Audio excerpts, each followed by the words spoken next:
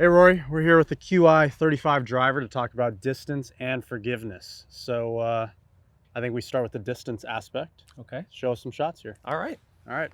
Happy to. So you've been consistently, obviously one of the longest drivers on tour. I think you've gone second, first the past few years. Yeah. Talk about, for someone who is 5'9", Yeah. right? We're a little smaller than most people out there. Yeah. How have you gained, I mean, you've always been fast, but how have you consistently stayed at the top and continuously getting faster with what you have in your hands? Yeah. I think it's a combination of a lot of things. I think obviously the equipment that we both use is a big part of it. But then, yeah, I think there's always, for me, I'm a little older than some of you guys. So like there's always this thing in the back of my mind is, well, I have to try to keep up with the young guys. So it's always been this continuous, like, okay, try to get a little bit faster and a little bit stronger every year so that like I know that these guys that are coming through and like coming out of college that I can hopefully still compete with them. So it's always just been that, okay, what can I do? So I think it's just this having it in my head. It's like, okay, well, this is, like driving's always been a strength of my game. So how can I keep my strengths as strong as possible? So I work on that. And then if I do have any weaknesses, then I just try to chip away at those. But I think we all have like the foundations of our game, whatever that's built upon. And for me, that's definitely off the tee. So I've always just tried to keep that as strong as possible. Nice. All right, let's see it. All right. You gonna hit just the kind of normal stock high driver? Yeah, pretty much. High I mean, draw driver? this hole doesn't, I mean, if anything, it sits a little bit of a cut. So I'll maybe try to hit one of those. You're probably a little better at that than I am, but I'll try.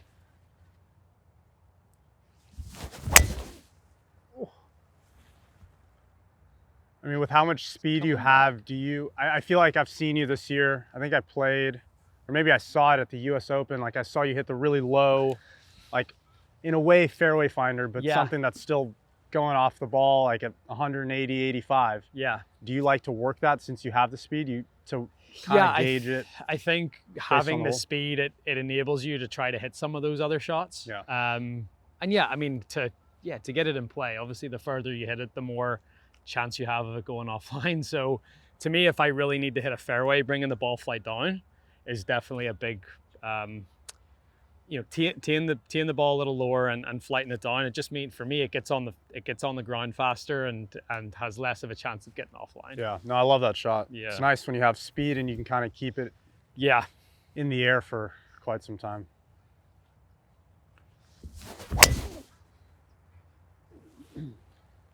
I'd say that's pretty stock right there. Pretty standard, yeah.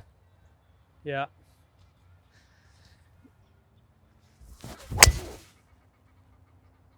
Put that on repeat. Yeah. Right next to each other. Take that. Love that one. So what would you say, like, how important is the fitting process in getting the right driver for you? Yeah. Versus getting a driver for max distance? Yeah, I think there's a balance because you obviously want to get a driver that you can somewhat maximize your distance, but at the same time, it can't be completely out of control. Like if I wanted to maximize distance, I would have the thing spin at like 1700 and I'd have it launch at 15 but it's so out of control. So it's a blend.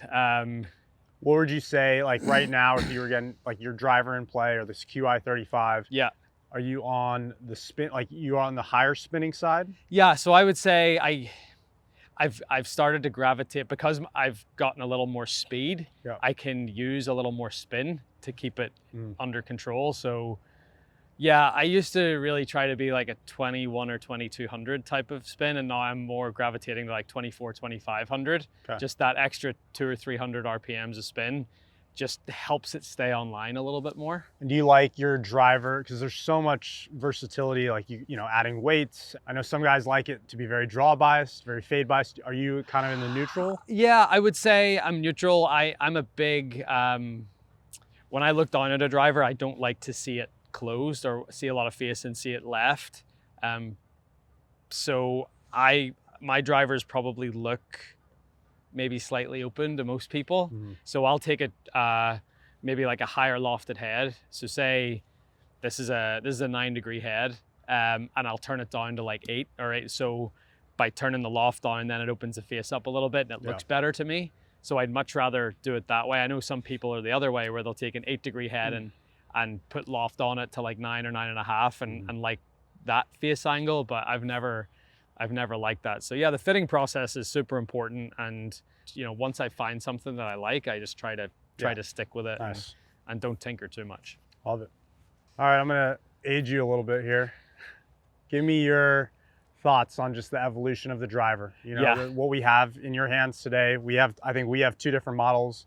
Like, what have you seen? What have you enjoyed about this new Qi35 versus the previous models? And let's hear it. Yeah, I think for me, the awesome thing of like when we transition from like stealth to QI, so like QI10 last year and obviously QI35 this year, I think the forgiveness of the driver has just been incredible. My misses are so much better, and I've started to feel like my misses do what I want them to do. So like, I'm usually if I miss the driver, I'll miss it on the heel, and it'll start left on me and it'll cut back to to center line, and like that's the miss I want to see. So the misses are, we're not going to swing it perfectly every time, we're not going to middle it every time, and if you can have a driver that you can trust, that when you don't put your best swing on it and it still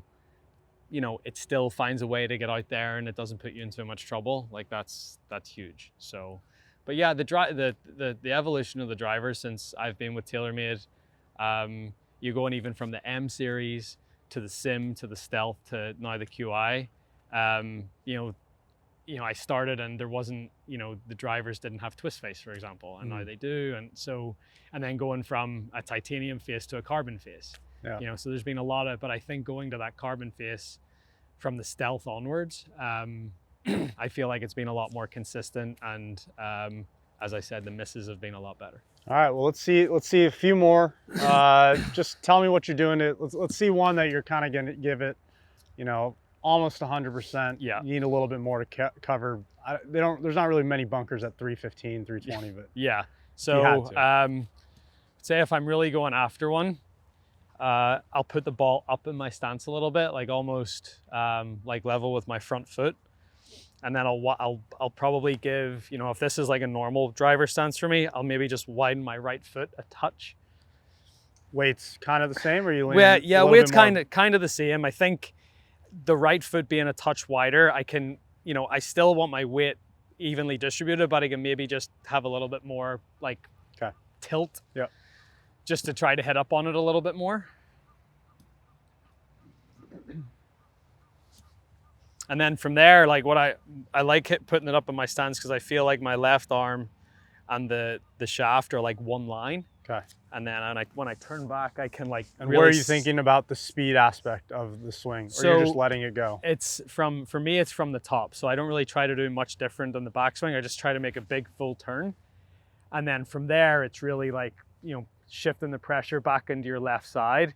And then for me, I feel it's all right side. So like a slap shot in hockey, where I feel like everything turns through together. So like I do this exercise in the gym with a medicine ball, where it's like a shot put through, and it's almost like I imagine when I'm swinging the driver hard, it's like I'm doing that throw with the medicine ball. That's sort of what I try to recreate.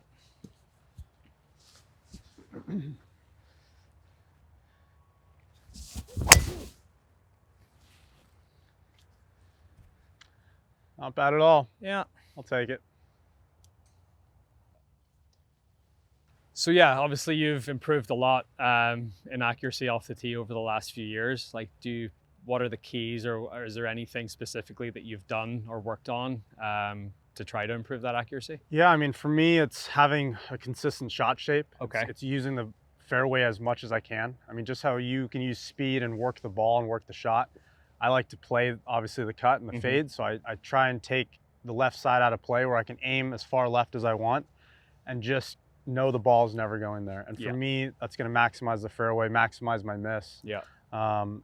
Speed, for me, the speed being a little bit slower, it helps a little bit, right? Like the faster you are, the more offline you are, but you still got to hit fairways. And I focus so much on hitting center of the face that I think people, they don't get lazy, but they see the face that's getting so much bigger and so much more forgiving. It's good. But you still got to want to hit the center. And that's for me, like when I'm off, I'm most likely hitting it a little bit off the toe. So I like to just focus on hitting the center of the face and playing the cut.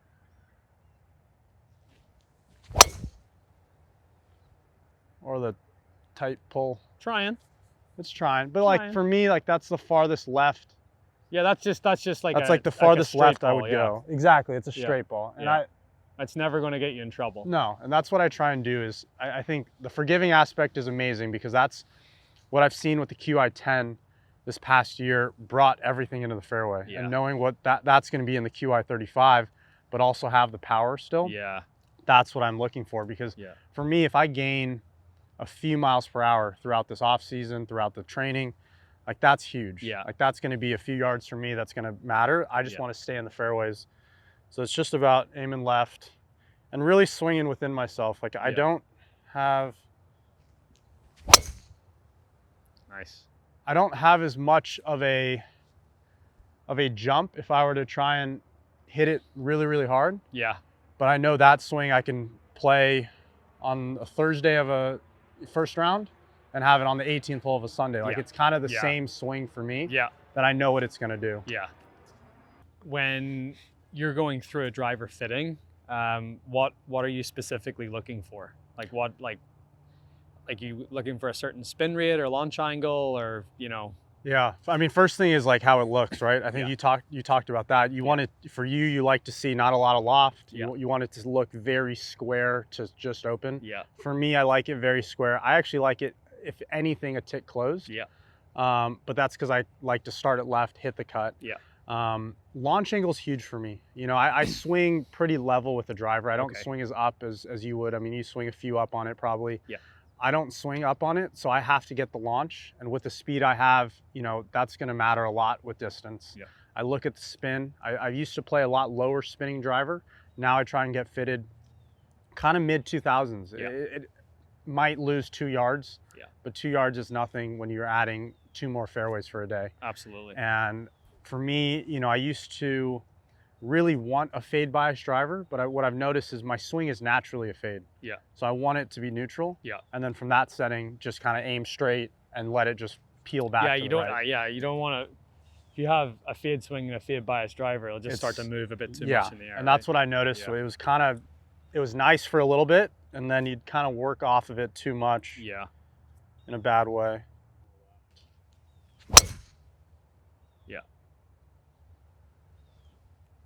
Ready? So could you walk us through like your thought process when you're stepping into a driver and sort of what you see, and like, do you visualize that shot shape, or, you know, what goes into, you know, hitting that really consistent fade all the time? I think the way my wrist works, I hold onto the face a lot longer than most, right? So if you were to feel a cut, you hold onto the face. For me, that's kind of my natural motion. So I rotate really hard left, and I just hold the face a little bit more square, which in turn keeps it open. And I love to just visualize that shot. So ever since college, I've kind of built that through my entire golf game, essentially. And I like to visualize the shot. So like on a fairway like this, I'm going to look at the left center, kind of where that last ball is on the left, and say, okay, you know, if I were to piece it together, I want it to start here, kind of fall back there.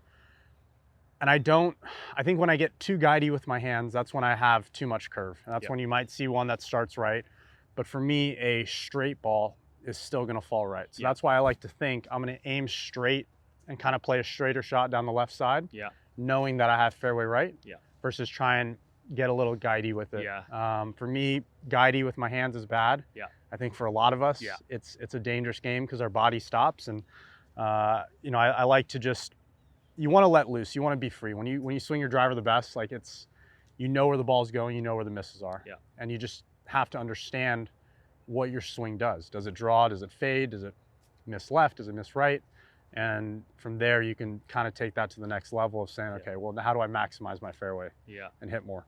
I think that's a great feeling for all of us, is that feeling of being able to like release the club or release the driver and it not go left. Right. Like that, I think all of us are, that's what we're all after. Yeah. Like that's a really nice feeling to have when you're stepping up and you need to hit a good tee shot. Yeah. I'll walk you through kind of my stock fade. I mess around with tee heights a little bit, kind of depending on the day. Yeah. So, I mean, yeah, I think we're all the same. A little there. lower if I'm not hitting it so well, a little higher if I'm feeling like I'm bleeding something. But honestly, it's very stock. I mean, the ball's pretty far forward. The main thing is when I aim left, I'm not setting my club face open to hit a cut as if I were with an iron. Yeah. Like everything's pretty square down the left side. Yeah. And I'm just going to kind of rotate. The biggest thing for me is rotation. If I stop rotating, the ball's going to start right and go right. And that's the miss I'm going to have, but not something I always want. Mm. Yeah, really good. That works.